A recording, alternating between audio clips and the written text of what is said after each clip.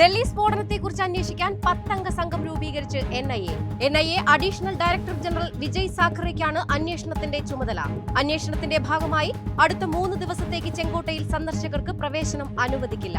Bhutan car കള്ളക്കടത്ത് കേസിൽ നടൻ ദുൽഖർ സൽമാനെ എൻഫോഴ്സ്മെന്റ് ഡയറക്ടറേറ്റ് നോട്ടീസ് നൽകി വിളിപ്പിക്കും.